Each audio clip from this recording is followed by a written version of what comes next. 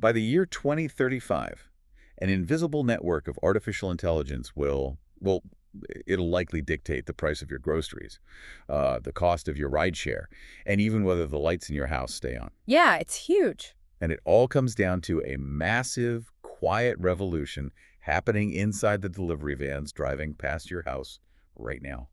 Welcome to the Deep Dive. We're taking a stack of industry research today and, just pulling out the most important insights so you can understand the hidden mechanics shaping your world. Right, and today we're looking at the electrification of commercial fleets, which is, it's a massive topic. It really is. What are the sources we're looking at today? So we have three primary sources guiding this exploration. We're pulling data from a comprehensive global industry report by PwC on fleet electrification, a highly practical implementation guide from the Renewable Energy Association, and some really fascinating forward-looking 2026 analytics from Drives. And they're a major player in electric vehicle charging software, right? Exactly. They handle a lot of the back-end software. Awesome. So, the mission for this deep dive is to synthesize all of this. We want to understand the underlying economics, forcing these massive commercial fleets to just abandon gasoline entirely. We're also going to look at the strategic chess match between companies over who actually owns these new vehicles. And how software is stepping in to solve the single biggest physical roadblock to this entire transition. Right. Because whether you're commuting to work, ordering a package, or just, waiting for a ride, the vehicles around you are fundamentally changing. Understanding the mechanics behind that shift gives you the inside scoop on the future of how literally everything moves. Yeah, and to understand the sheer scale of the shift, we have to start with the foundational math and, the regulatory pressures driving it. Because it's not just organic, right? No, not at all. The transportation sector accounts for roughly 21% of global CO2 emissions. Consequently, the transition away from combustion engines is accelerating way faster than most people realize. Give us a baseline. So in 2025, global EV sales are projected to hit 22 million units. Wow. Yeah, which captures a 24% global market share. But when we transition from, individual consumers buying personal cars to multinational corporations overhauling entire fleets, this isn't just about market adoption. Governments are actively forcing the timeline here. Yeah, they really are. Just impartially looking at the policies, the UK's zero-emission vehicle mandate is a perfect example of this. The mandate dictates that 10% of new van sales must be zero emissions by the end of 2024. Right. But then it scales up to a hard ceiling of 100% by 2035. So if you are a logistics manager trying to plan your fleet for the next decade, your window to adapt is incredibly tight. It is. The policy leaves very little wiggle room. However, to lubricate that transition, governments are offering substantial financial support. Like grants. Exactly. In the UK, operators can access grants of up to £16,000 for small electric trucks and up to £25,000 for heavy goods vehicles. Well, just a lot of money. It is, but those subsidies are designed to offset what is undoubtedly a staggering initial capital expenditure. Right. I think we need an analogy to put that expenditure into perspective for you guys. Yeah. Transitioning your personal car to electric is it's like changing the light bulbs in your house to LEDs. It's a slightly annoying upfront cost, but you enjoy long-term savings on your energy bill. Sure. Transitioning a commercial fleet, though, is like entirely rewiring a 90-story skyscraper while people are still working inside it. That's a good way to put it. It's a complex, massively expensive upfront project. But the operational savings over time are monumental. And that operational savings is quantified by something called total cost of ownership, or TCO. TCO, right? Yeah. Fleet managers don't just look at the sticker price of a vehicle, they look at the entire life cycle cost. The high initial capital expenditure of buying an EV is eventually offset by drastically lower operational expenses, specifically fuel and mechanical maintenance over the life of the vehicle. Let's put some hard numbers to that from the sources, because this blew my mind. Sure. A light commercial vehicle driving 15,000 miles a year can save around 1,500 pounds annually just in fuel compared to diesel. Right. And if you scale up to a rigid, heavy goods vehicle driving that exact same distance, the savings jump to 3,500 pounds a year. Those numbers represent a massive operational advantage. But, and this is a big but, that total cost of ownership is entirely dependent on geography and local policy. Also, Well, the PwC report highlights a fascinating 5-year, 150,000-kilometer analysis comparing fleet operations in Germany and the United Arab Emirates. okay. In Germany, largely because of robust government subsidies and taxation on carbon, electric vehicles are 25% cheaper to run than their combustion counterparts. Okay, so the math works perfectly in Germany, but the exact same business model becomes a money pit elsewhere. Because the report notes that in the UAE, where there are currently no EV subsidies and fuel is relatively inexpensive, running an EV over that same 5-year period is actually about 2% more expensive than running a combustion vehicle. Right. That tells me these global logistics fleets are completely at the mercy of local politicians, not just market forces. It creates a highly fragmented strategy for multinational companies. I mean, you simply cannot deploy a one-size-fits-all electrification strategy. You have to analyze the granular policy details of every single market you operate in to determine if the TCO actually justifies the transition. So if you are a mobility as a service company operating in one of those subsidized environments, like a ride-hailing or delivery app, how do you actually execute this transition? Yeah, that's the big question. The sources outline two drastically different strategic playbooks here. You have the asset-light model and the asset-owned model. Let's look at the asset-load approach first, which is the classic model used by Uber or Careem. Right, where the company operates the software platform and the brand, but they do not own the physical cars. Exactly. The drivers bring their own vehicles to the network. And the historical advantage of that asset-light model is frictionless scaling. A platform can expand into a new city overnight without taking on, millions of dollars in vehicle debt. Makes sense. But the electric transition exposes a massive vulnerability in this model, which is control over supply. When a platform doesn't own the vehicles, ensuring a steady, reliable supply of high-quality EVs becomes incredibly difficult. Because you're relying on the drivers. The Careem example in the sources illustrates this perfectly. They have over 2.5 million registered captains on their platform. To push their fleet toward electrification, Careem can't just place a bulk order for electric sedans. No, they can't. They have to play the role of a financial matchmaker, partnering with local banks to help individual drivers secure personal loans to buy their own EVs. That relies entirely on consumer credit markets, which makes the transition much slower and, frankly, heavily decentralized. Exactly. Now contrast that with the asset-owned model. Companies like BlueSmart in India or Waymo in the United States take the exact opposite approach. They own the vehicles, they employ the drivers, or, operate autonomously in Waymo's case, and they manage the entire life cycle of the asset. Right. BlueSmart, for instance, operates over 6,000 EVs and even builds out its own charging infrastructure. Waymo operates a fully electric, autonomous fleet of Jaguar I-Paces. Let me push back on that strategy, though. Sure. Because looking at the last decade of tech unicorns, Uber and Lyft proved that avoiding physical assets is the key to massive valuation. Isn't buying 6,000 depreciating physical assets essentially financial suicide? It sounds like it, right? Yeah. Taking on that level of debt and maintenance overhead seems to negate the entire advantage of being a software company. It definitely goes against the prevailing wisdom of the last decade. But owning the assets provides strategic leverage that asset-light platforms simply cannot access. When a company like BlueSmart purchases 6,000 vehicles, they are not paying retail prices. Oh, I see. They bypass dealerships entirely and negotiate directly with original equipment manufacturers, the OEMs. So they are buying wholesale and keeping the margins. Much more than that, actually.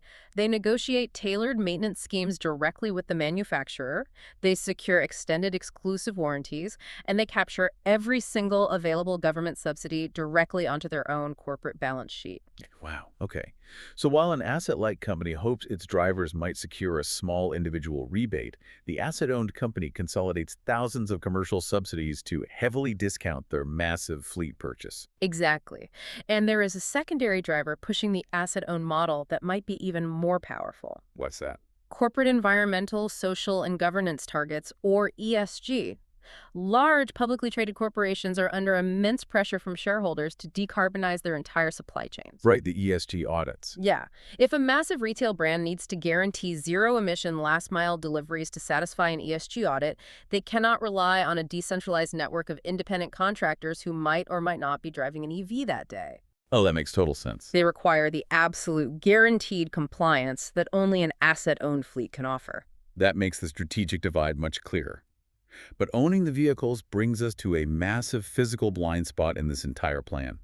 You can buy 6,000 EVs, secure the subsidies, and satisfy your shareholders.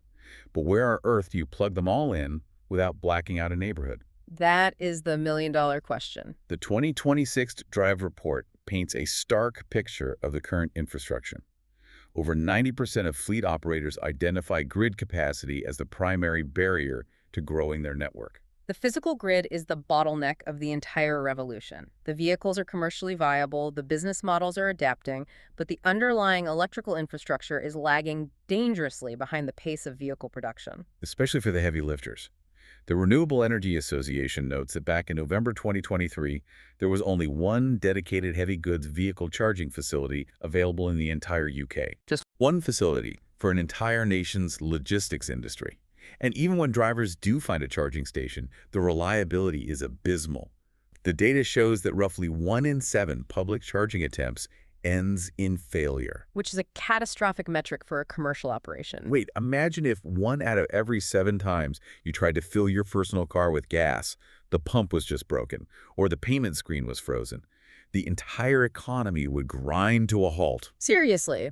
If you're managing a fleet, rolling out advanced electric vans with a broken charging network is like issuing the world's most advanced smartphones to your workforce. But there are only 3 electrical outlets in your entire city, and one of them is sparking. That's a great analogy. The cost of that failure isn't just an inconvenience. A failed charge means a driver is sitting idle, the delivery SLA is breached, and revenue is actively bleeding away. Yeah, and beyond the availability and reliability issues, there is the punitive cost of the power itself. Utilities utilize billing structures that include demand charges. Demand charges. Yeah, they don't just charge you for the total amount of electricity you use. They charge a massive premium based on your site's peak consumption during any given 15-minute window. Oh, wow. Meaning, if a logistics company has 50 delivery vans that all return to the depot at 6:00 p.m. and plug in simultaneously, the utility company registers a massive spike in demand. Exactly. They then bill the fleet a premium rate for that spike, which can absolutely destroy the operating margins we talked about earlier. To solve the demand charge issue and the physical lack of public chargers, fleet operators are increasingly building private, decentralized energy microgrids at their own depots. But this also solves another critical issue, which is Scope 2 emissions. Let's clarify those scopes for a second, just so everyone's on the same page. Scope 1 emissions are the direct pollutants coming out of a vehicle's tailpipe. EVs obviously eliminate those completely. Right. But Scope 2 emissions refer to the carbon footprint of the energy purchased to power the operation. If a fleet eliminates tailpipe exhaust, but the power plant miles away is burning coal to generate the electricity for the chargers, the company is essentially just outsourcing the smog. Precisely. To eliminate those Scope 2 emissions and secure their own power supply, fleets are heavily investing in on-site generation. The Renewable Energy Association report highlights a project by Syzygy Consulting in the Netherlands as the gold standard for this. What did they do?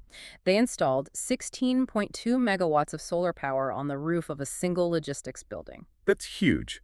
16.2 megawatts is essentially a commercial power plant sitting on top of a warehouse. It physically bypasses the limitations of the local utility grid. You generate the power locally, store it in massive on-site batteries, and just dump it into the vehicles when they return. It creates total energy independence. However, even with acres of solar panels and massive battery arrays, managing the chaotic operational schedule of hundreds of vehicles needing variable amounts of charge at different times is, well, it's far beyond human capability. Yeah, I'd imagine. You cannot manage that level of complexity with a spreadsheet. Which brings us to the final piece of the puzzle, and arguably the most fascinating. Because the solution to these physical infrastructure problems isn't just pouring more concrete or laying thicker copper wire. The solution is software. Yes. Artificial intelligence is stepping in to orchestrate the chaos. And the Drives report breaks down exactly how this works, starting with dynamic pricing. Historically, charging at a public station utilized a static pricing model. It costs the same amount to charge at 2:00 a.m. as it did at 5:00 p.m. Okay. That static pricing leads to underutilized chargers in the middle of the night and massive, frustrating bottlenecks during rush hour. It's the equivalent of a toll road that charges the same fee whether the highway is empty or completely gridlocked. There's no incentive to change behavior. Exactly. But AI algorithms analyze hundreds of live data inputs, local weather patterns, real-time grid stress, depot operations, and even competitor pricing nearby. It takes all of that and dynamically adjusts the price of a charge minute by minute. And the results are wild. The data shows that dropping the price by 40% during off-peak hours can boost charger utilization by a staggering 117%. By manipulating the price in real time, the AI physically shapes demand, smoothing out the peaks and valleys of grid stress. But software is also solving that disastrous 1 in 7 physical failure rate we talked about through predictive maintenance. Let's break down the mechanics of that. Predictive maintenance means the system isn't waiting for a driver to pull up to a dead screen and call a support hotline. Right, it's proactive. The software constantly analyzes the microfluctuations in power delivery, the ambient temperature, and the mechanical resistance on the connector pins. It identifies the digital fingerprint of a failing component before it actually breaks. Oh, that is smart. If the AI detects an abnormal temperature spike in a charging cable, it automatically flags the unit and schedules a technician to replace the part during a low utilization period, like, say, 3:40 a.m. It turns an expensive reactive emergency into a planned minor maintenance task. Exactly. So the software protects the physical hardware. But how does AI solve those brutal demand charges that utility companies levy on the depots? Through smart energy management, the AI acts as the central brain of the depot. It integrates with the fleet's routing software, so it knows exactly what time each specific van needs to leave the next morning and exactly how many miles it has to drive. Okay, so it has the whole schedule. Right. Instead of dumping power into all 50 vans simultaneously at 6:00 p.m., the AI trickles the power out sequentially over a 12-hour period. Oh, wow. It perfectly balances the electrical load to stay just millimeters below the utility's demand charge threshold, ensuring every van has exactly the charge it needs by morning without triggering the financial penalty. It essentially throttles the power flow based on the unique schedule of every individual vehicle. But the sources point to something even more advanced called demand-side response, or DSR. This is where fleets use entities called aggregators. And this concept, it completely flips the relationship between vehicles and the energy grid. It really does. An aggregator acts almost like a stockbroker for electricity. Okay. They pool the battery capacity of hundreds or thousands of electric vehicles across multiple different fleets. When the national power grid is experiencing extreme stress, say during a heat wave when everyone turns on their air conditioning, the grid operator needs to instantly reduce demand or add supply to prevent rolling blackouts. And this is where the bidirectional capability comes in. The delivery van isn't just a vehicle anymore. It is quite literally a massive mobile battery. The aggregator goes to the national grid and offers to relieve the stress. The AI commands the entire fleet of plugged-in vans to instantly stop charging. Or, even more incredibly, it commands the vans to reverse the flow of power, discharging energy from the vehicle batteries back into the local neighborhood grid to stabilize it. And the best part, the grid operator literally pays the aggregator for that service, and that revenue is passed back to the fleet operator. The fleet gets paid to park their vehicles. So if I'm understanding this correctly, these fleet depots are evolving from passive parking lots that simply consume electricity into intelligent, decentralized mini power plants that actively trade energy on the open market. They absolutely are, but executing that requires an unfathomable amount of operational data. Machine learning models like the ones Drives utilizes aren't built overnight. They require millions of real-world charging sessions spanning years of operation to accurately train the algorithms. You need deep historical data to predict grid behavior, balance intermittent solar generation, manage battery degradation, and perfectly sequence the operational needs of the vehicles. Let's take a step back and look at the whole board here, because the sheer scale of what we've covered is immense. We started with the unyielding government mandates and the complex total cost of ownership math that is, frankly, forcing the logistics industry to abandon combustion engines despite the massive upfront cost of rewiring the operation. Yeah, and we examine the strategic divide in how companies secure those vehicles, contrasting the rapid scaling of asset-light platforms with the deep control and ESG compliance of asset-owned fleets. We analyzed the physical limitations of the power grid, the staggering cost of demand charges, and the necessity of building massive private solar arrays to avoid outsourcing emissions. And finally, we explored how artificial intelligence is the ultimate linchpin, predicting mechanical failures, dynamically pricing electricity, and transforming delivery vans into mobile power plants that stabilize the very grid they rely on. It is a remarkable convergence of physical logistics and digital infrastructure. So if you are listening to this on a commute or just waiting for a package to arrive, take a moment the next time you see an electric delivery van or a rideshare vehicle. You are just looking at a different type of engine.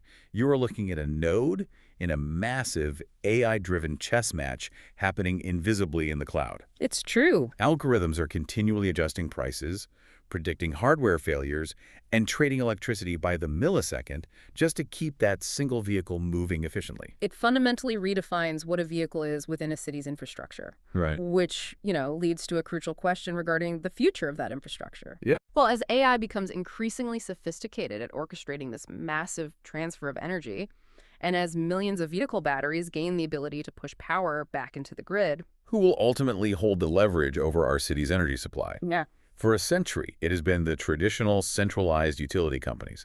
But in the near future, the entities with the real power might be the tech platforms and software companies who actually control millions of mobile batteries. You started this transition looking at a massive skyscraper that needed rewiring, but it turns out the skyscraper is rapidly learning how to think for itself. Thank you for joining us on this deep dive. We will catch you on the next one.